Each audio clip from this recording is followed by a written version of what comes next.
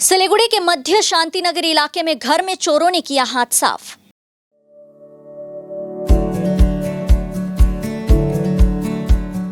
Pampered, not just a hospital, but a mother. Siliguri के मध्य शांतिनगर इलाके में एक घर में चोरी की घटना से हड़कंप मच गया है। चोर लाखों रुपए का सामान लेकर फरार चोर हो गए। जानकारी के अनुसार मध्य शांतिनगर इलाके के निवासी सप्तसी विश्वास रोजाना की तरह सुबह घर में ताला लगाकर काम पर चली गई। इसके बाद रात करीब 10 बजे वो काम से घर लौटी तो उसे चोरी की घटना का पता चला। चोरों ने नकदी, सोने चांदी के आभूषण समेत सामानों पर हाथ साफ किया है। घटना के बाद आशीगढ़ चौकी की पुलिस को सूचना दी गई। खबर मिलते ही पुलिस मौके पर पहुंची और पूरी घटना की जांच शुरू कर दी। আমরা অফিস থেকে এই 9:25 নাগাদ ফিরছি।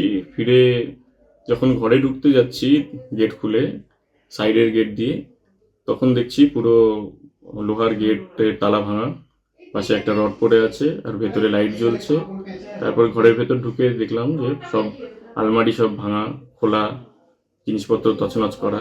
দুটো ঘরেই, ইভেন মাছের ঘরে ডিএসএলআর একটা খোয়া গেছে, কিছু সিলভার কয়েন, কিছু ক্যাশ আর কিছু গোল্ড অর্নামেন্টস। আনুমানিক হিসাবে মোটামুটি লাখ দেড়েক দুয়েকের টাকা তো গেছি। আমরা অফিস থেকে ফেরত আসছি। আমাদের অফিস আমার যেমন ভারতনগরে অফিস, ম্যাডামের প্রধাননগরে অফিস। আজকে ফিরেছি 9:25-এ, 8টা সাড়ে 8টা হয়, আজকে একটু দেরি হয়েছে। দেখছি এরকম পুলিশকে খবর দেওয়া হয়েছে।